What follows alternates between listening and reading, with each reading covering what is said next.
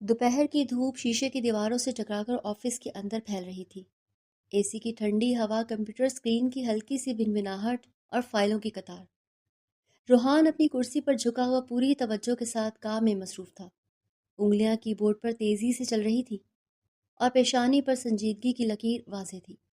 چند لمحے بعد میز پر رکھا موبائل اچانک وائبریٹ ہوا۔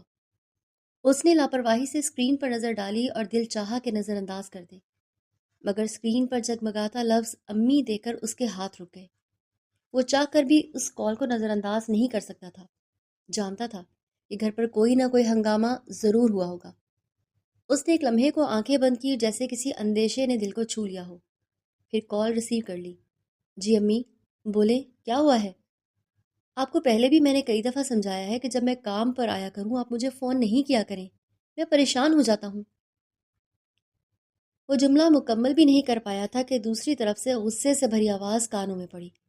روحان، آدھے گھنٹے کے اندر اندر گھر پہنچو۔ اگر تم لیٹ ہوئے نا تو آج میں تمہاری بیوی کو بنا سوچے سمجھے اس گھر سے نکال دوں گی، دھکے مار کر۔ بس بہت برداشت کر لیا میں نے اب، مجھ سے برداشت کرنے کی اور سکت باقی نہیں رہی ہے۔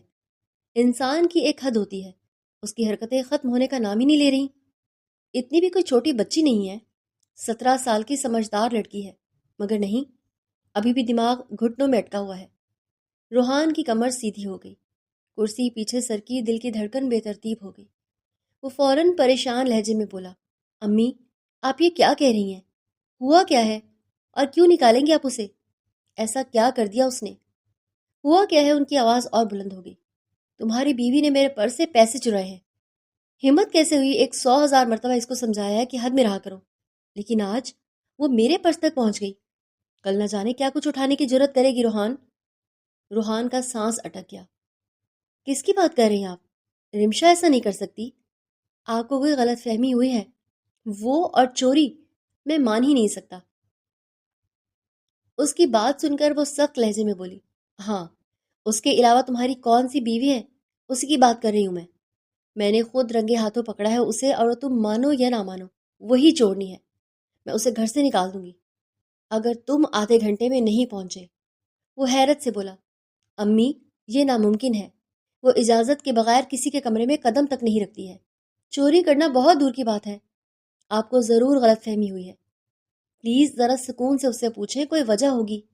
ایسا کام وہ کسی قیمت پر نہیں کر سکتی، میں اسے اچھے طریقے سے جانتا ہوں۔ اس کی بات سن کر وہ فوراً بولی، مجھے دماغ ٹھنڈا رکھنے کا مشورہ مت دو۔ وہ تیز لہجے میں بولی، مجھے پیسوں کا افسوس نہیں ہے، خدا نے ہمیں کمی نہیں دی، لیکن آج اگر یہ چند ہزار چوری کر سکتی ہے تو کل کو بھی کرے گی۔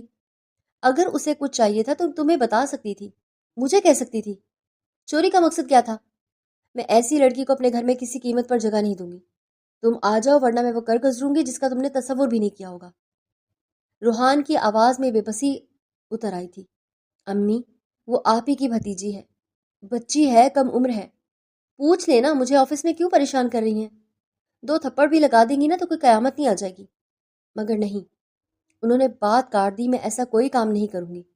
یا تو تم ابھی آ رہے ہو یا پھر میں اسے اسی وقت گھر سے نکال دوں گی۔ چوری کرنے والے لوگوں کے لیے میرے گھر میں کوئی جگہ نہیں ہے۔ آج یہ کام کر سکتی ہے، کل دوبارہ کرے گی۔ اگر آج سختی نہیں کی تو ہر روز یہی کام ہوگا۔ میں یہ برداشت نہیں کر سکتی۔ روحان کے ماتھے پر پسینہ آ گیا۔ وہ پریشان لہجے میں بولا، کیا ہو گیا ہے آپ کو؟ آپ کی اپنی بھتیجی ہے، آپ کے مرحوم بھائی کی بیٹی۔ امی گھر سے نکال دے گی تو جائے گی کہاں وہ؟ ہمارے علاوہ اس کا ہے ہی کون؟ اس طرح نہیں کرتے ہیں، غلطی ہر انسان سے ہو جاتی ہے اور اسے ایک موقع دیا جاتا ہے۔ میں رات کو آؤں گا تو فیصلہ کروں گا، ابھی فی الحال آپ ہینڈل کر لیں، میری ایک امپورٹنٹ میٹنگ بھی ہے۔ دوسری طرف چند لمحوں کی خاموشی تھی، پھر سرد مگر فیصلہ کن آواز آئی، میں نے کہہ دیا سو کہہ دیا۔ اب اگر تم نے اس بات کو رد کرنے کی جرت کی تو یاد رکھنا تو میرا وہ روپ دیکھو گے جس کا تم نے تصور بھی نہیں کیا ہوگا۔ روحان آدھے گھنٹے سے پہلے پہنچ جانا۔ اگر تم نے واقعی دیر کی تو میں آسرا نہیں کروں گی، میں نکال دوں گی۔ خدا حافظ۔ یہ کہتے ہی انہوں نے فون رکھ دیا تھا۔ فون بند ہونے کی آواز آئی اور روحان ہاتھ میں موبائل پکڑے گہری سانس لے کر رہ گیا۔ آفس کا شور، ساتھیوں کی آوازیں، سب دھندلا سا محسوس ہونے لگا تھا۔ اس کے ذہن میں رمشا کا معصوم چہرہ گھوم گیا، وہ نازک سی لڑکی جس کی آنکھوں میں ہمیشہ جھجک بسی رہتی تھی، وہ اونچی آواز سن کر سہم جاتی تھی۔ یہ کیسے ممکن ہے؟ وہ خود سے بڑبڑایا۔ وہ ایسا کیوں کرے گی؟ کیا امی جھوٹ بول رہی ہیں یا پھر یہ کوئی غلط فہمی ہے؟ کچھ دیر تک وہ کرسی پر بیٹھا اسی بارے میں سوچتا رہا تھا، پھر جھٹکے سے اٹھا تھا اور باہر کی طرف بڑھ گیا تھا۔ کرسی پیچھے رہ گئی، فائلیں سمیٹنے کا بھی ہوش نہیں رہا تھا، اور تیز قدموں سے آفس سے باہر نکل آیا۔ لفٹ کے آئینے میں اس کا اپنا چہرہ اسے اجنبی لگا۔ پریشان، الجھا ہوا، خوفزدہ وہ لڑکی بے حد معصوم تھی۔ وہ اسے کسی بھی مشکل میں نہیں دیکھنا چاہتا تھا۔ زندگی میں ایک وہی تھی جسے وہ دل سے چاہتا تھا۔ پارکنگ میں پہنچ کر اس نے گاڑی سٹارٹ کی۔ دل میں ایک ہی دعا گونج رہی تھی کہ کاش یہ سب ایک غلط فہمی ہو۔ ابھی وہ سوالوں میں الجھا تھا، مگر فی الحال ان سب پر غور کرنے کا وقت نہیں تھا۔ اس کے لیے بس ایک ہی راستہ تھا، گھر کی طرف، جہاں ایک معصوم لڑکی کا مستقبل اس کے آدھے گھنٹے میں بندھا ہوا تھا، اور دوسری جانب گھر میں عجیب سا بوجھل سناٹا پھیلا ہوا تھا۔ دوپہر کا وقت تھا، مگر کچن میں روشنی ہونے کے باوجود فضا اداس لگ رہی تھی۔ کھڑکی سے آتی دھوپ ڈائننگ ٹیبل کے کنارے ٹھہر کر جیسے رک گئی ہو۔ رمشا لکڑی کی کرسی پر بیٹھی تھی، دونوں ہاتھوں میں چہرہ چھپائے، کندھے ہل ہل کر بتا رہے تھے کہ وہ خاموش نہیں بلکہ گھٹ گھٹ کر رو رہی ہے۔ اس کی سسکیاں دبانے کی کوشش ناکام ہو رہی تھی، آواز بار بار ٹوٹ کر باہر آ جاتی تھی۔ اس کے پاس اماں خانم کھڑی تھی، سفید دوپٹے کا پلو سینے پر سمیٹے اور جھریوں بھرا چہرہ فکر سے بھرا ہوا۔ وہ کبھی رمشا کے سر پر ہاتھ پھیرتی اور کبھی اس کے شانے سہلاتی۔ چپ کرو بیٹا، اللہ کے لیے خود کو سنبھالو، اماں خانم نے آہستہ مگر بھرپور لہجے میں کہا۔ اس طرح روگی تو سانس اکھڑ جائے گا، تم ویسے ہی بہت کمزور ہو، سر میں بھی درد ہوتا ہے، کیوں رو کر خود کو ہلکان کر رہی ہو؟ ابھی روحان بابا آ جائیں گے، وہ بڑی بیگم صاحبہ سے بات کر لیں گے، کوئی تمہیں گھر سے نہیں نکالے گا اور نہ تمہیں کوئی کچھ بولے گا۔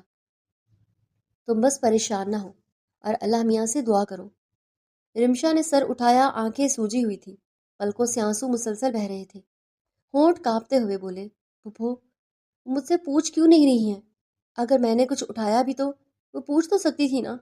انہوں نے سائیں کو کیوں بلا لیا؟ وہ مجھ سے لڑتی، مجھے مارتی، مجھے سزا دیتی۔ انہوں نے سائیں سے کیوں شکایت کی؟ میں کیسے ان کا سامنا کروں گی؟ مجھے سوچ سوچ کر شرم آ رہی ہے۔ میں نے کیوں چوری کی؟ مجھے اب بہت افسوس ہو رہا ہے۔ مجھے واقعی کچھ چاہیے تھا تو میں خود جا کر سائیں یا پھپھو سے کہہ دیتی۔ میں نے بہت بڑی غلطی کر لی ہے۔ اس کی آواز میں شرمندگی اور خوف گھلا ہوا تھا۔ کچھ دیر میں سائیں گھر آ جائیں گے، میں اب انہیں کیا بتاؤں گی؟ وہ روتے ہوئے بولی، اور میرے لیے بہت مشکل ہو جائے گا، مجھے بہت شرم آئے گی۔ میں پہلے ہی اگر پھپھو سے ذکر کر لیتی تو مجھے سامان منگوا دیتی۔ میری غلطی ہے، میں نے چوری کی اماں خانم، آپ روک سکتی تھی مجھے، آپ نے بھی کچھ نہیں بولا۔ دیکھیں امی کتنی بڑی مصیبت میں آ گئی ہوں میں۔ سائیں آئیں گے، پوچھیں گے، میں انہیں کیسے بتاؤں گی میں نے کیوں چوری کی ہے؟ اماں خانم نے گہری سانس لی۔ بیٹا تم نے یہ کام غلط نیت سے نہیں کیا تھا، انہوں نے نرمی سے کہا، تم بس کہہ نہیں پائی، اسی گھبراہٹ میں تم نے پیسے اٹھا لیے، یہ تمہاری مجبوری تھی، نیت خراب نہیں تھی۔ رمشا نے نفی میں سر ہلا دیا۔ نہیں اماں خانم، پھوپھو میری بات سننا ہی نہیں چاہتی ہیں، اگر میں کچھ بھی کہوں گی تو وہ اور غصہ کریں گی، اس لیے میں خاموش ہوں۔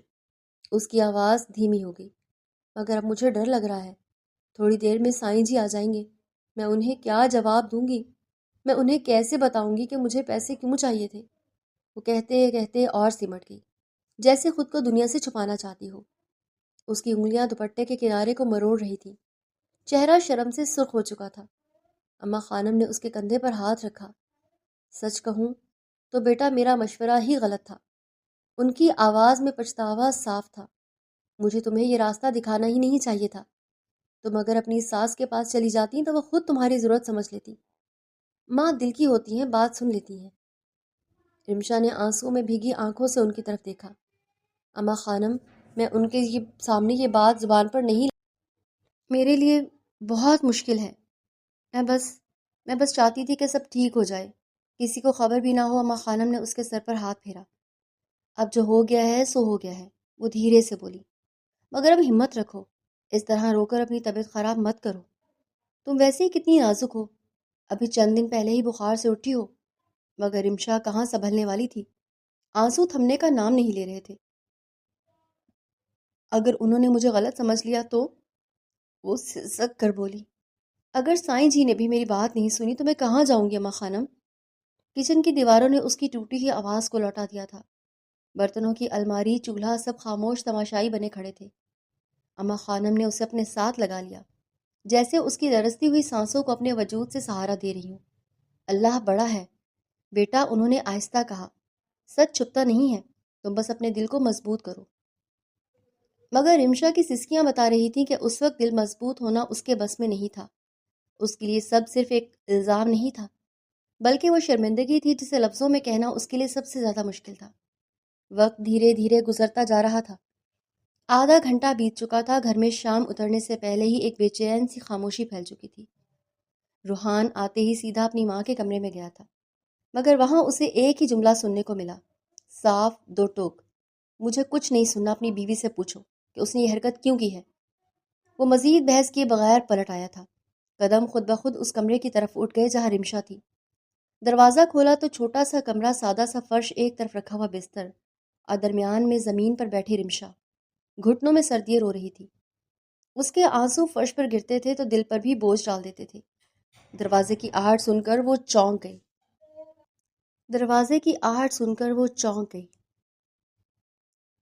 روحان کو دیکھتے ہی گھبرا کر اٹھ کھڑی ہوئی، جیسے کوئی جرم پکڑا گیا ہو۔ نظریں جھکی رہیں، ہاتھ کپ کپا رہے تھے۔ روحان نے دروازہ بند کیا اور دو قدم آگے بڑھا۔ اس کی آواز میں سختی تھی، مگر اس سختی کے پیچھے الجھن صاف محسوس ہو رہی تھی۔ کیا بات ہے؟ کیوں چوری کی تم نے؟ زیادہ دماغ چل رہا تھا؟ مجھے جھوٹ نہیں سننا، سچ بتاؤ، چوری کرنے کی وجہ کیا تھی؟ تم نہ باہر جاتی ہو، نہ تمہارے دوست احباب ہیں، نہ تمہیں الٹی سیدھی چیزوں کا شوق ہے، پھر کس لیے تم نے چوری کی تھی؟ جھوٹ بولوں گی میں تم سے خفا ہو کر وہ فیصلہ کروں گا جس کا تم نے تصور بھی نہیں کیا ہوگا۔ سچ بولو گی تو اس غلطی کو معاف کر دوں گا اور تمہاری ڈھال بن جاؤں گا۔ اب بتاؤ کون سا فیصلہ کروں گی؟ رمشا نے فوراً سر نفی میں ہلایا۔ نہیں نہیں، وہ کانپتی آواز میں بولی، سوری، اب ایسا دوبارہ نہیں ہوگا۔ اسے سمجھ ہی نہیں آ رہا تھا کہ وہ بات کس طرح سنبھالے۔ وہ کیسے بتاتی اسے کہ اس کو اپنا ذاتی سامان خریدنا تھا۔ خوف کے مارے اس کا سر جھک گیا تھا، آنکھوں سے آنسو تھمنے کا نام نہیں لے رہے تھے۔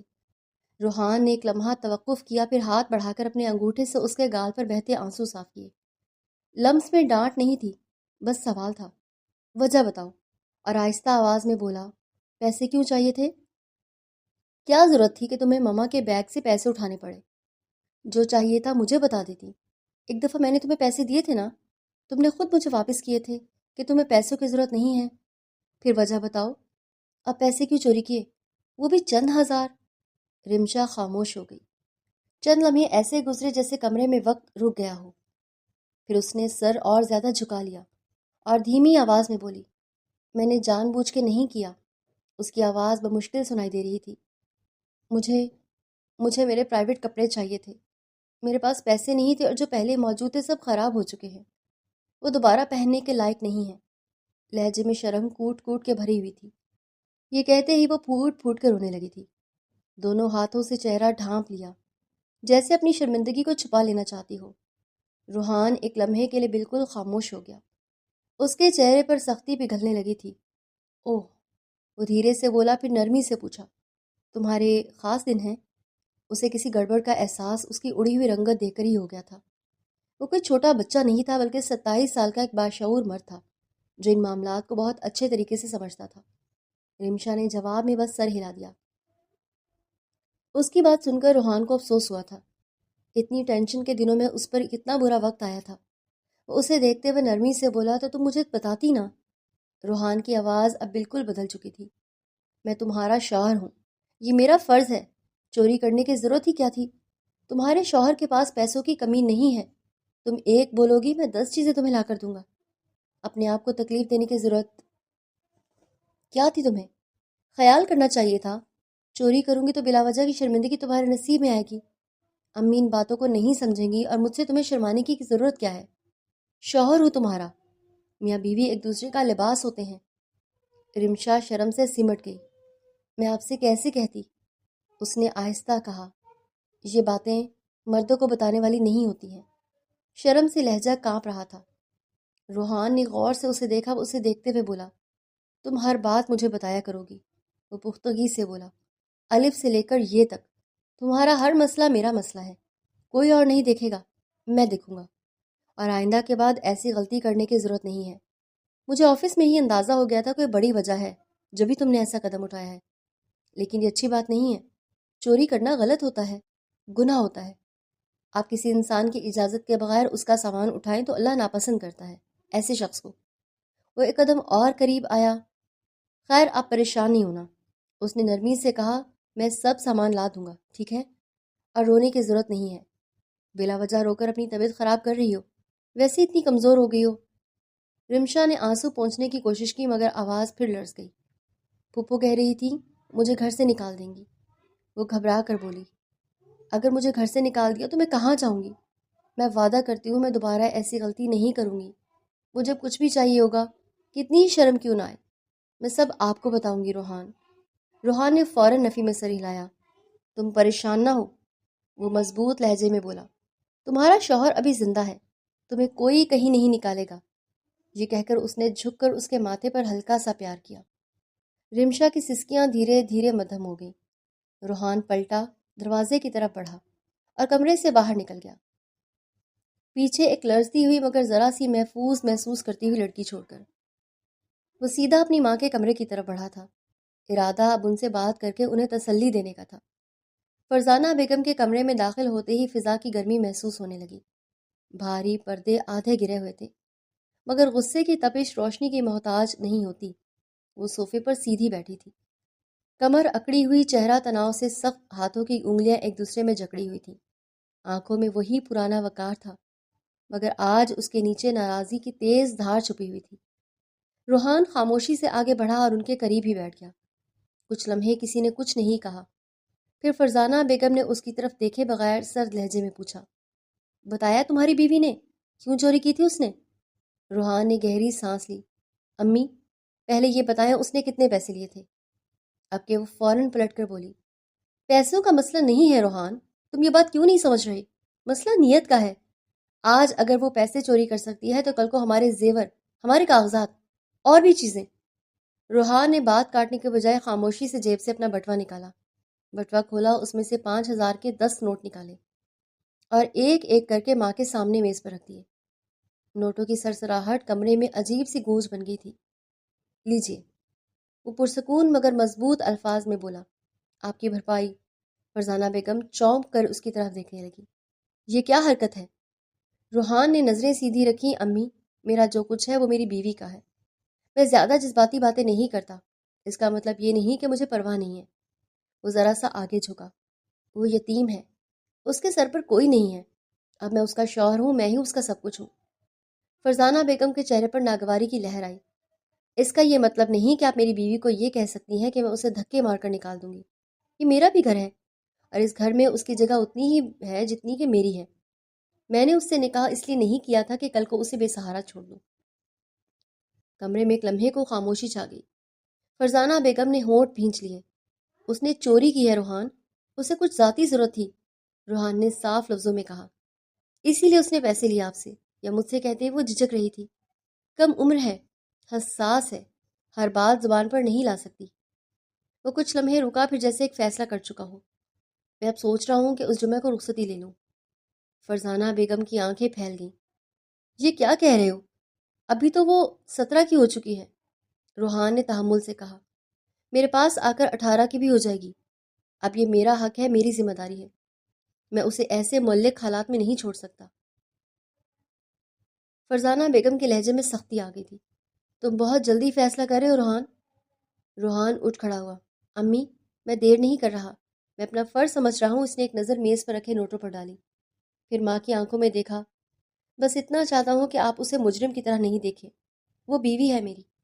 یہ کہہ کر وہ پلٹا اور مضبوط قدموں سے کمرے سے باہر نکل گیا۔ پردے ذرا سے ہلے، کمرے میں پھر وہی بھاری خاموشی رہ گئی، اور میز پر پڑے نوٹ گواہی دے رہے تھے کہ بات صرف پیسوں کی نہیں تھی۔ روحان کے کمرے سے نکلتے ہی فرزانہ بیگم کے ضبط کا بندھن ٹوٹ گیا۔ دروازہ بند ہونے کی ہلکی سی آواز بھی ان کے غصے کو روک نہیں سکی۔ وہ چند لمحے صوفے کے پاس کھڑی رہیں، سانس تیز، سینہ اوپر نیچے ہو رہا تھا، آنکھوں میں وہی سختی، مگر اب ان کے ساتھ ایک بے رحم فیصلہ بھی شامل تھا۔ انہوں نے دوپٹے کا پلو درست کیا اور یکدم قدم اٹھائے، سیدھا اس کمرے کی طرف جہاں رمشا تھی۔ دروازہ بغیر دستک کے کھلا۔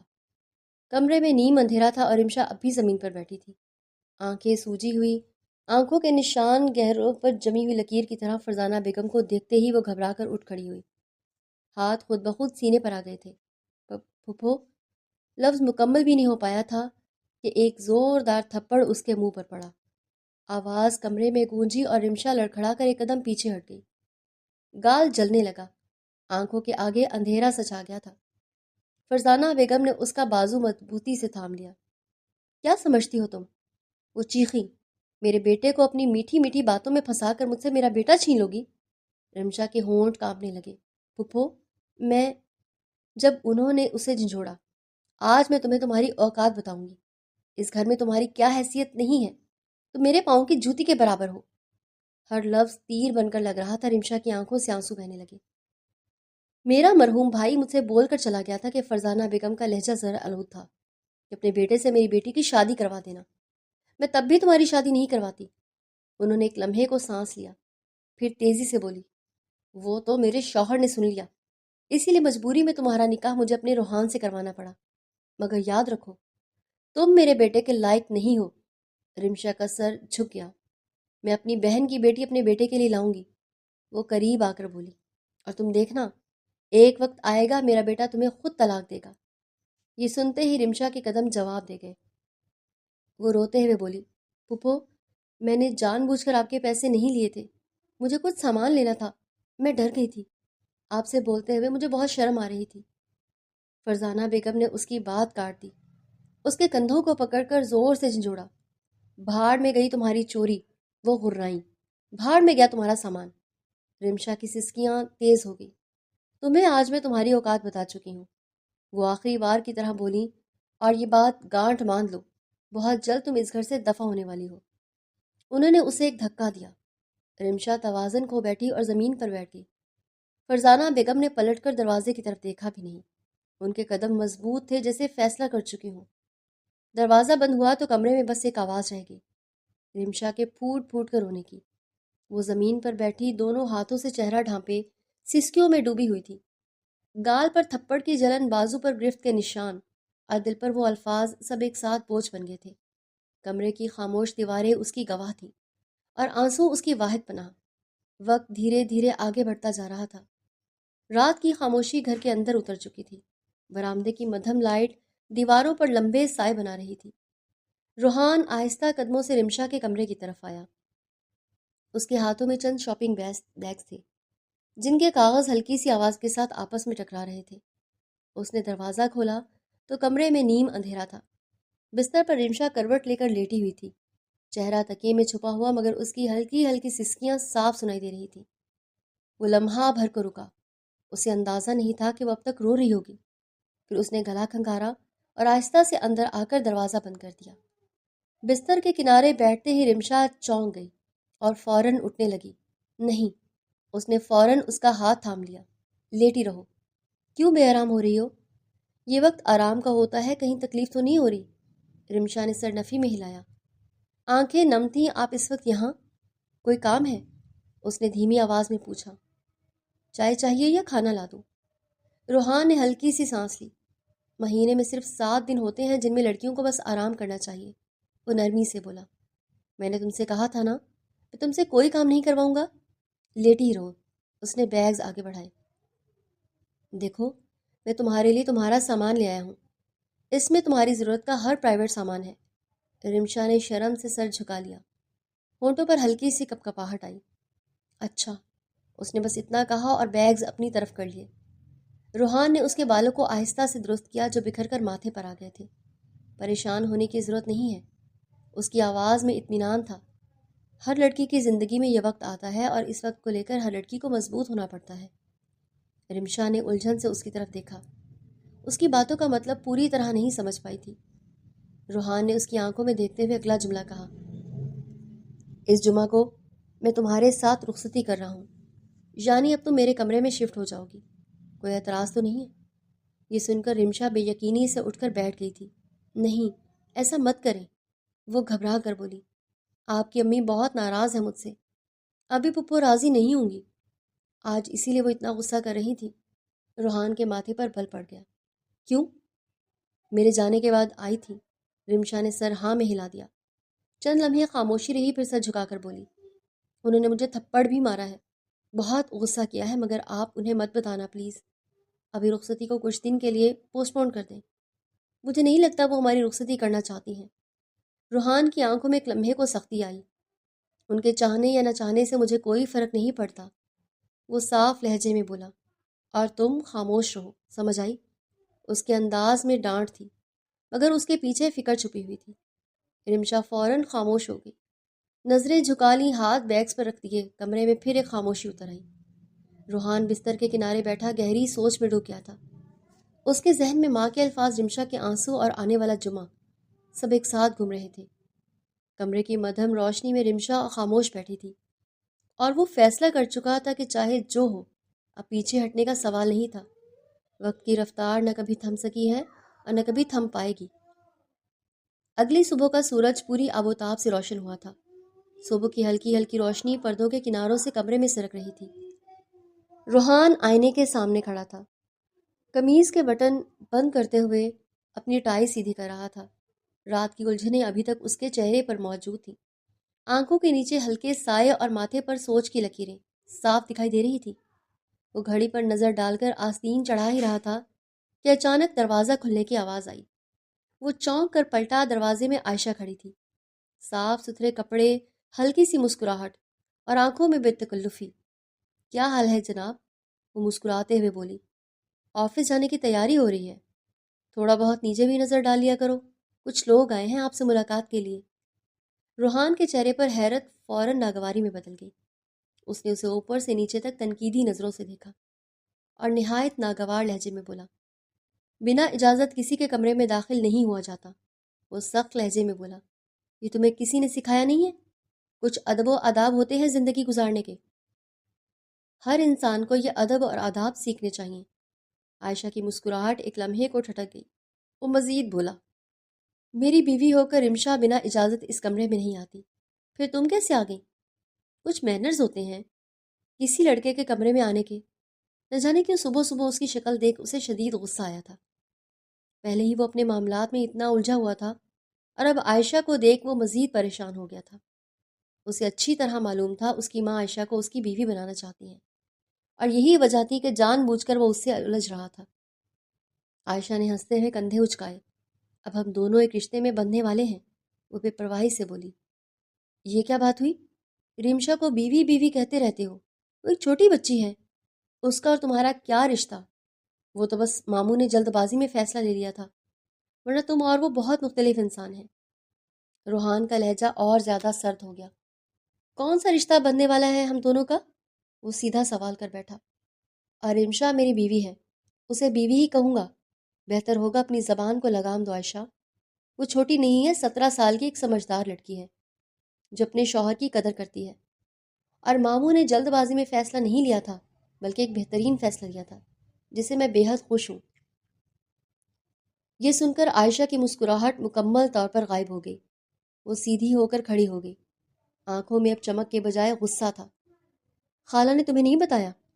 اس نے تیز آواز میں کہا، میرے اور تمہارے بارے میں؟ ہم دونوں کو ایک رشتے میں باندھا جا رہا ہے، ہماری منگنی ہو رہی ہے، اور یہ تم کس ٹون میں مجھ سے بات کر رہے ہو روحان؟ اس نے ایک لمحے کو بھی توقف نہیں کیا۔ دماغ ٹھیک ہے تمہارا؟ وہ صاف لفظوں میں بولا، میری شادی ہو چکی ہے اور میں دوسری شادی کرنے کا کوئی ارادہ نہیں رکھتا۔ عائشہ کے چہرے پر حیرت پھیل گئی۔ میری بیوی بہت چھوٹی ہے، روحان نے مضبوط لہجے میں کہا، اور بہت حساس دل کی ہے، میں کسی بھی قیمت پر اس کے اوپر سوتن نہیں بٹھاؤں گا۔ اس نے قدم آگے بڑھ کر دروازے کی طرف اشارہ کیا۔ اپنی ماں کو لو اور ہمارے گھر سے چلی جاؤ، صبح صبح آ کر تماشا لگانے کی ضرورت نہیں ہے۔ عائشہ اسے بے یقین نظروں سے دیکھتی رہ گئی۔ تمہیں اندازہ بھی ہے تم کیا کہہ رہے ہو؟ اس کی آواز میں غصہ اور ذلت ملی ہوئی تھی۔ بالکل اندازہ ہے، روحان نے دو ٹوک جواب دیا، اور اب بحث ختم۔ عائشہ نے ہونٹ بھینچے، آنکھوں میں آنسوؤں کے ساتھ غصہ بھی تیر رہا تھا۔ وہ پلٹی اور تیزی سے کمرے سے باہر نکل گئی تھی۔ اس کے قدموں کی آوازیں راہداری میں گونجتی رہی تھی۔ روحان نے ایک لمحہ آئینے میں خود کو دیکھا، پھر اس کے پیچھے ہی باہر نکل آیا۔ اس کے چہرے پر اب تھکن کے ساتھ ایک فیصلہ بھی صاف جھلک رہا تھا۔ وہ جان چکا تھا کہ صبح صرف آفس جانے کی تیاری نہیں ہے، بلکہ ایک نئی لڑائی کے آغاز کی گواہ بننے والی تھی، اور آج فیصلہ کرنے ہی والا تھا۔ اور ڈرائنگ روم میں صبح کی روشنی پوری طرح پھیل چکی تھی، شیشے کی کھڑکیوں سے دھوپ اندر آ رہی تھی، صوفوں پر پڑی کڑھائی دار چادریں ترتیب سے بچھی تھی، سینٹرل ٹیبل پر فروٹس کی ٹوکری اور تازہ پھلوں کا گلدستہ رکھا تھا۔ فرزانہ بیگم اور رئیسہ بیگم آمنے سامنے بیٹھی تھی، باتوں باتوں میں رسمی مسکراہٹیں شامل تھی، مگر فضا میں تناؤ پہلے ہی موجود تھا۔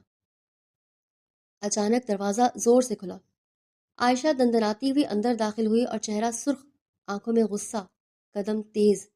اس نے سیدھا اپنی ماں کی طرف دیکھا اور بلند آواز میں بولی، امی، گھر چلیں، ہم یہاں ایک لمحہ بھی نہیں رکیں گے۔ ان لوگوں کو بات کرنے کی تمیز تک نہیں ہے، بہت ہی بدتمیز ہیں یہ لوگ۔ مجھے ایک لمحہ یہاں نہیں رہنا۔ آپ کو میں نے پہلے بھی سمجھایا تھا میرے مزاج کا یہ انسان ہے ہی نہیں، آج اس کا روپ میں نے دیکھ ہی لیا ہے۔ رئیسہ بیگم چونک کر بیٹی کی طرف متوجہ ہوئی۔ یہ کیا بات ہوئی عائشہ؟ اس طرح کیوں بیہیو کر رہی ہو؟ عائشہ نے غصے سے صوفے کے پاس کھڑے ہو کر کہا، آپ مجھے یہاں ذلیل کروانے کے لیے لائی تھیں؟ ان کا بیٹا سمجھتا کیا ہے خود کو؟ میں نے گھر پر بھی آپ کو منع کیا تھا کہ میں اتنی صبح صبح نہیں جانا چاہتی۔ اب نتیجہ دیکھ لیں، کتنی عزت دے رہا ہے ان کا بیٹا مجھے۔ فرزانہ بیگم بھی بے چینی سے بول اٹھی، بیٹا بات تو بتاؤ، کس نے تمہیں ذلیل کیا ہے؟ ہوا کیا ہے؟ تم کتنا خوش خوش روحان کے کمرے کی طرف گئی تھی، اچانک سے اتنا زیادہ برا رویہ کیوں اختیار کر رہی ہو؟ عائشہ نے فوراً رخ فرزانہ بیگم کی طرف کیا۔ آپ کے بیٹے نے خالہ، اس نے مجھے اپنے کمرے سے نکال دیا ہے اور کہہ رہا تھا کہ اپنی بیوی پر کبھی سوتا نہیں بٹھائے گا، اور یہ بھی کہا کہ ہم صبح صبح اس کے گھر تماشا لگانے آتے ہیں۔ آپ نے امی کو فون کر کے بلایا تھا، اسی لیے ہم دونوں آئے ہیں، ہم تماشا لگانے نہیں آتے۔ وہ مڑی اور اپنی ماں کا ہاتھ پکڑتے ہوئے بولی، امی، آپ کھڑی کیوں ہیں؟ چلے یہاں سے، مجھے ایک لمحہ یہاں نہیں ٹھہرنا جہاں میری عزت نہ ہو، میں وہاں کھڑا ہونا بھی گوارا نہیں کرتی۔ اسی لمحے روحان ڈرائنگ روم میں داخل ہوا، اس کے چہرے پر سکون کم اور فیصلہ زیادہ تھا۔ اس نے ایک نظر عائشہ پر ڈالی، پھر رئیسہ بیگم کی طرف متوجہ ہو کر صاف لہجے میں بولا، بہتر ہوگا جو فروٹس اور یہ گلدستہ آپ میرے لیے لائی ہیں وہ بھی ساتھ لے جائیں، یہ سب میری ماں کو بہلانے کے لیے لایا گیا ہے، مگر میں واضح کر دوں کہ میں آپ کی بیٹی سے کسی قیمت پر بھی شادی نہیں کروں گا، اور اچھا ہوگا کہ ہم فاصلے پر ہی رہیں۔ آپ کی بیٹی مجھ میں دلچسپی لے رہی ہے، حالانکہ آپ اس کو سمجھائیں کہ میں پہلے ہی شادی شدہ ہوں، اور آپ کی بیٹی کو چاہیے کسی ایسے شخص کو اپنے لیے منتخب کرے جو شادی شدہ نہیں ہے۔ رئیسہ بیگم کی آنکھیں پھیل گئی تھیں۔ روحان نے بات جاری رکھی، یہ سہانے خواب سجانا بند کر دے خالہ، اور ایک بات، اور وہ یہ کہ بھی بھتیجی ہے جو میری بیوی ہے، کم از کم اپنے مرحوم بھائی کا ہی سوچ لیں، وہ ان کی آخری امانت ہے۔ اس کے الفاظ کمرے میں گونج گئے تھے۔ اپنی اولاد کا مستقبل سنوارنے سے پہلے ذرا اس بچی کو دیکھ لیں جس کا میرے علاوہ اس دنیا میں کوئی نہیں ہے۔ فرزانہ بیگم فوراً بول اٹھی، بس خاموش ہو جاؤ روحان، یہ کیا طریقہ ہے بات کرنے کا؟ خالہ ہے، تمہاری ماں کی جگہ ہوتی ہیں وہ، دماغ ٹھیک ہے تمہارا؟ اس طرح اپنی خالہ سے بات کی جاتی ہے؟ روحان نے ماں کی طرف دیکھا، مگر لہجہ بدلا نہیں۔ جس طرح بات کی جانی چاہیے میں نے ویسے ہی کی ہے۔ بہتر ہوگا آپ اپنی بہن، اپنی بھانجی کو عقل دیں کہ اس طرح کسی کا گھر برباد نہیں کیا جاتا، ایک ایسی لڑکی کا جس کا میرے علاوہ کوئی نہیں ہے۔ ان لوگوں کو پہلے سوچنا چاہیے تھا، سب پتہ ہے یہ لوگ ہی بیٹھ کر آپ کا دماغ خراب کر رہے ہیں۔ پھر رئیسہ بیگم کی طرف دیکھ کر کہا، آپ لوگ یہاں سے جائیں اور اپنے دماغ سے یہ خیال نکال دیں کہ میں آپ کی بیٹی سے شادی کروں گا۔ میں آپ کی بیٹی کے بارے میں سوچ بھی نہیں سکتا۔ اگر میرا رشتہ میری بیوی سے ختم ہو بھی جائے تب بھی میں اپنے لیے عائشہ کو ہی منتخب نہیں کروں گا، صرف اس لیے کہ یہ لڑکی خود غرض ہے، اس میں انسانیت نام کی کوئی شے نہیں ہے۔ جس انسان میں رحم نہ ہو اس کے ساتھ زندگی بھی گزارنی نہیں چاہیے۔ یہ کہتے ہی وہ پلٹا اور تیز قدموں سے باہر کی طرف بڑھ گیا۔ ڈرائنگ روم میں چند لمحوں کی خاموشی چھا گئی۔ رئیسہ بیگم نے آہستہ سے اپنا بیگ اٹھایا، چہرے پر دکھ اور غصہ دونوں صاف تھے۔ میں اب کبھی تمہارے دروازے پر نہیں آؤں گی فرزانہ، وہ کڑوے لہجے میں بولی۔ تم نے مجھے یہاں اسی لیے بلایا تھا، ذلیل کرنے کے لیے، اور میں اچھی طرح ذلیل ہو گئی ہوں۔ مجھے معلوم ہو گیا ہے کہ میں تمہاری اور تمہارے بیٹے کی نظر میں کیا حیثیت ہے۔ بہت افسوس ہوا مجھے یہاں آ جا کر۔ فرزانہ بیگم کچھ کہنے کے لیے لب کھول ہی رہی تھی کہ رئیسہ بیگم نے بیٹی کا ہاتھ مضبوطی سے تھام لیا۔ چلو عائشہ، اب ہماری دوبارہ کبھی تمہاری خالہ کے گھر نہیں آئیں گے۔ جتنی حوصلہ افزائی ان کے بیٹے نے کرنی تھی کر چکا ہے، اب مزید برداشت کرنے کی مجھ میں سکت نہیں ہے۔ ماں بیٹی دروازے کی طرف بڑھ گئی۔ باہر جاتے ہوئے عائشہ نے ایک آخری نظر کمرے پر ڈالی، جہاں ابھی بھی گلدستہ اور فروٹس کی ٹوکری میز پر رکھی تھی، بیکار، خاموش اور ٹوٹے ہوئے منصوبوں کی طرح۔ دروازہ بند ہوا تو ڈرائنگ روم میں بس تلخ یادیں اور بڑھتی ہوئی تنازع باقی رہ گیا تھا۔ رات گہری ہو چکی تھی، کمرے میں صرف ٹیبل لیمپ کی پیلی روشنی جل رہی تھی، جو دیوار پر روحان کے سائے کو لمبا کر رہی تھی۔ وہ کرسی پر بیٹھا لیپ ٹاپ پر کام کر رہا تھا، انگلیاں کی بورڈ پر چل رہی تھی، مگر ذہن کسی اور ہی سمت بھٹک رہا تھا۔ باہر پورا گھر خاموش تھا، جیسے دن بھر کے ہنگاموں کے بعد سب کچھ تھک کر سو گیا ہو۔ چند لمحوں بعد اچانک دروازہ زور سے کھلا۔ فرزانہ بیگم اندر داخل ہوئی۔ ان کا چہرہ غصے سے تمتما رہا تھا، آنکھیں تنی ہوئی پریشانی پر بل، جیسے ضبط کی آخری حد ٹوٹ چکی ہو۔ انہوں نے دروازہ بند بھی نہیں کیا اور چیختی ہوئی بولی، تمہاری ہمت کیسے ہوئی صبح میری بہن سے اس طرح بدتمیزی کرنے کی؟ صبح تم آفس چلے گئے تھے، میں کچھ نہیں کر پائی، اب مجھے جواب چاہیے، کیا ماجرا ہے یہ؟ تم ایسے کیسے میری بہن کے ساتھ اتنا برا رویہ رکھ سکتے ہو؟ میرا بھی دنیا میں اس کے علاوہ کون ہے؟ تم نے کیسے میری بہن کے ساتھ بدتمیزی کی؟ مجھے جواب دو۔ روحان نے چونک کر اسکرین سے نظریں ہٹائیں، چند لمحے ماں کو دیکھتا رہا، پھر سکون سے لیپ ٹاپ بند کیا اور کرسی سے ٹیک لگا کر بولا، امی، میں نے بدتمیزی نہیں کی، میں نے صرف سچ کہا تھا، اور میرا سچ آپ لوگوں کو چبھ گیا ہے۔ سچ؟ وہ مزید آگے بڑھی، تمہیں کیا لگتا ہے کہ تمہارے اس رویے کے بعد میں تمہاری شادی رمشا سے ہونے دوں گی؟ تمہیں سب آسان لگتا ہے؟ تم نے مجھ سے پنگا لیا ہے، فرزانہ سے، میں تمہیں بخشوں گی نہیں۔ بے شک تم میری اولاد ہو، لیکن اگر کوئی میری دل آزاری کرے یا میری ذات کی بے حرمتی کرے، میں اسے نہیں چھوڑتی۔ روحان کے چہرے پر ایک ہلکی سی تلخی ابھری۔ میں آپ سے اجازت کب مانگ رہا ہوں؟ وہ صاف لہجے میں بولا۔ اور شادی ہونے سے کیا مراد ہے؟ میری شادی ہو چکی ہے، یہ بات آپ کو سمجھنی چاہیے۔ اور آپ اتنا ہائپر کیوں ہو رہی ہیں؟ اولاد سے بڑھ کر آپ کے لیے بہن ہے؟ اگر اولاد سے بڑھ کر بہن تھی تو مجھے پیدا کیوں کیا؟ اگر آپ کو اتنے ہی مسائل تھے تو آپ نہ کرتی، اپنے مرحوم بھائی کی آخری خواہش پوری کرنے دیتی بابا کو۔ فرزانہ بیگم نے طنزیہ کہا لگایا، شادی؟ وہ شادی نہیں تھی، ایک مجبوری تھی۔ میرے سامنے فضول باتیں کر کے مجھے تیش نہیں دلاؤ۔ تمہارے باپ کی وجہ سے ہی میں نے شادی کی تھی، میرا بالکل دل نہیں تھا۔ کیسے کرنے دیتی اپنے شوہر کو؟ انہی کے دم سے میں ہوں۔ روحان نے بات کاٹ دی، تو پھر اب آپ ہی خاموش ہو جائیں۔ اگر آپ کو اپنے شوہر کی اتنی ہی لگ رہی ہے تو مجھے میری بیوی کی لگ رہی ہے۔ جمعے کے دن بس کچھ مہمانوں کو بلا کر اسے کمرے میں شفٹ کروں گا۔ اگر آپ کو اتنا ہی مسئلہ ہے تو میں ابھی کر لیتا ہوں۔ مجھے مہمان جمع کرنے کا کوئی شوق نہیں ہے، میں صرف آپ کی عزت رکھنے کی وجہ سے مہمان جمع کر رہا ہوں۔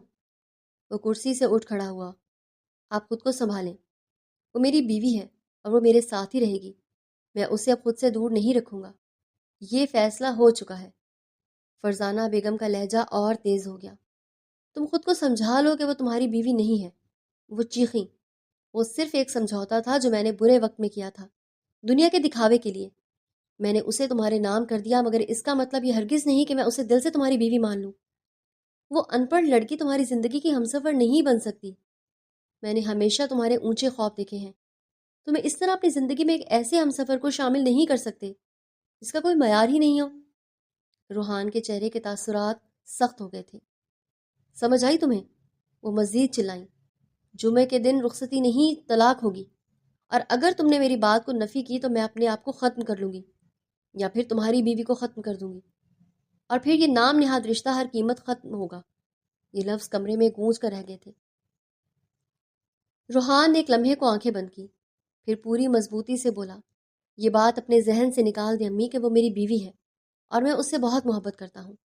آپ کو شرم آنی چاہیے، وہ آپ کے مرحوم بھائی کی نشانی ہے۔ آپ کو اس بات کا بھی احساس نہیں ہے کہ وہ بیچارے آپ کو ایسے دیکھ کر خوش ہو رہے ہوں گے؟ افسوس ہے مجھے۔ فرزانہ بیگم نے حیرت اور غصے سے اسے دیکھا۔ اور اب آپ جائیں یہاں سے، روحان نے گہری آواز میں کہا، اپنی بہن اور بھانجی کو بھی سمجھا دیں کہ مجھ سے اور میرے گھر سے 1000 فٹ دور رہیں۔ میں مر جاؤں گا لیکن اس لڑکی کو اپنی زندگی میں شامل نہیں کروں گا جسے ایک سوتن بننا قبول ہو۔ وہ ایک قدم آگے بڑھا، اگر آپ نے بلا وجہ جمعے کے دن کوئی تماشا کیا تو یاد رکھیے گا امی، میں اپنی بیوی کو لے کر اس زندگی سے 1000 فٹ دور چلا جاؤں گا، میں دوسرے ملک چلا جاؤں گا، اور اب اچھی طرح جانتی ہیں میں ایسا کر سکتا ہوں۔ کمرے میں سناٹا چھا گیا۔ فرزانہ بیگم نے خون آشام نظروں سے اسے دیکھا، جیسے اس کے الفاظ ہضم نہیں ہو پا رہے ہوں۔ ہونٹ بھینچے، سانس تیز ہوئی، پھر بغیر کچھ کہے پلٹ گئی۔ ان کے قدموں کی آواز راہداری میں گونجتی ہوئی دور ہوتی چلی گئی تھی۔ دروازہ بند ہوا تو روحان وہیں کھڑا رہ گیا۔ کمرے میں اب بھی وہی مدھم روشنی تھی، مگر فضا بدل چکی تھی۔ اس نے آہستہ سے کرسی پر بیٹھتے ہوئے گہری سانس لی۔ آج اس نے فیصلہ سنا دیا تھا اور اب پیچھے ہٹنے کا کوئی راستہ نہیں تھا۔ کچھ دیر گزر چکی تھی مگر روحان کے دل میں اٹھا طوفان تھمنے کا نام نہیں لے رہا تھا۔ وہ اپنے کمرے میں ٹہل رہا تھا، کبھی دیوار کی طرف دیکھتا، کبھی بند دروازے کو۔ غصہ اب بھی رگوں میں دوڑ رہا تھا، مگر اس غصے کے نیچے ایک عجیب سی بے چینی بھی جنم لے چکی تھی۔ اچانک اس کے ذہن میں رمشا کا خیال آیا۔ دل جیسے ایک لمحے کو رک سا گیا۔ وہ کیسی ہوگی اس وقت؟ یہ سوچتے ہی اس کے قدم خود بخود اس کے کمرے کی طرف اٹھ گئے تھے۔ اس نے دروازہ کھولا تو سامنے کا منظر اس کے دل پر سیدھا وار کر گیا۔ رمشا بیڈ پر بیٹھی تھی، گھٹنوں میں سردیے کندھے ہل رہے تھے، سسکیاں دبانے کی ناکام کوشش کر رہی تھی۔ کمرے کی ہلکی روشنی میں اس کے آنسو صاف دکھائی دے رہے تھے۔ روحان کے چہرے سے غصہ یکدم غائب ہو گیا تھا، اس کی جگہ خالص پریشانی نے لے لی تھی۔ وہ تیزی سے اس کی طرف بڑھا۔ اب کیا ہوا ہے؟ اس کی آواز نرم مگر تھکی ہوئی تھی۔ اب کون سی تکلیف ہو گئی ہے جو تم اس طرح رو رہی ہو؟ رمشا نے آہستہ سے سر اٹھایا۔ آنکھیں سرخ تھیں، چہرہ آنسوں سے تر۔ اس نے لرزتی ہوئی آواز میں کہا، آپ مجھے طلاق دے دیں۔ ابھی تھوڑی دیر پہلے وہ اس کے کمرے کی طرف سے گزر رہی تھی جب اندر سے آتی ہوئی آوازیں اس نے سنی تھی۔ یہ لفظ سنتے ہی روحان کے قدم وہیں رکے تھے۔ کیا؟ اس کی آواز بھر آ گئی تھی۔ وہ سسکتے ہوئے بولی، میں آپ پر مزید بوجھ نہیں بننا چاہتی، پلیز مجھے میری خالہ کے گھر پنڈی بھیج دیں۔ بابا کے انتقال پر انہوں نے مجھے بہت کہا تھا کہ میرے ساتھ چل لو، یہاں مت رہو، مجھے اپنے گھر رکھ لیں گی۔ میں اب یہاں نہیں رہنا چاہتی۔ جب مجھے کوئی قبول ہی نہیں کرنا چاہتا تو میں یہاں رہ کر کیا کروں گی؟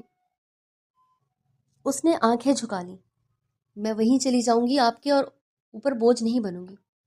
روحان نے ایک قدم اور آگے بڑھایا، مگر وہ بولتی رہی، جیسے دل کا سارا بوجھ ایک ساتھ نکال دینا چاہتی ہو۔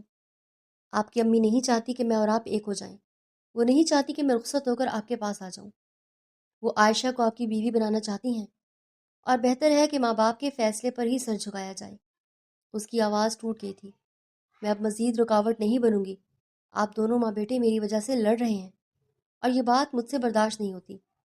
اس سے بہتر ہے کہ میں یہاں سے دور ہو جاؤں۔ وہ روتے روتے ہچکیوں میں بدل گئی۔ میں نہیں چاہتی کہ ایک ماں اپنے بیٹے کے دشمن بنے اور ایک بیٹا اپنی ماں سے بدظن ہو۔ روحان نے گہری سانس لی، اس کے دل میں جیسے کسی نے ہاتھ ڈال کر مروڑ دیا ہو۔ وہ فوراً آگے بڑھا اور دونوں ہاتھوں سے اس کا چہرہ تھام لیا، اسے مجبوراً اپنی طرف دیکھنے پر آمادہ کیا۔ کس نے کہا ہے تم سے کہ میں اپنی ماں سے بدظن ہو جاؤں گا؟ اس کی آواز مضبوط تھی، مگر آنکھوں میں درد صاف جھلک رہا تھا۔ میری ماں بس اپنی بہن کے بہکاوے میں آ رہی ہیں، میں سب ٹھیک کر دوں گا، بس تم رو مت۔ رمشا نے نفی میں سر ہلایا۔ آنسو تھمنے کے بجائے اور تیز ہو گئے تھے۔ مجھے نہیں لگتا کہ سب کچھ ٹھیک ہوگا۔ وہ تقریباً گڑ گڑا اٹھی۔ پلیز پلیز آپ مجھے چھوڑ دیں، مجھے طلاق دے دیں۔ یہ سنتے ہی روحان نے اسے اپنی باہوں میں بھر لیا، مضبوطی سے، جسے دنیا کی ہر مشکل سے بچا لینا چاہتا ہو۔ چپ ہو جاؤ، اس نے آہستہ مگر یقین سے کہا۔ جمعے کا رخصتی ہے اور تم بس اچھا سوچو، کچھ بھی برا سوچنے کی ضرورت نہیں ہے۔ اس کے بالوں پر ہاتھ پھیرتے ہوئے بولا، میں سب ٹھیک کر دوں گا، میں وعدہ کرتا ہوں، اور تمہیں کہیں جانے کی ضرورت نہیں ہے، میں ہوں تمہارے ساتھ۔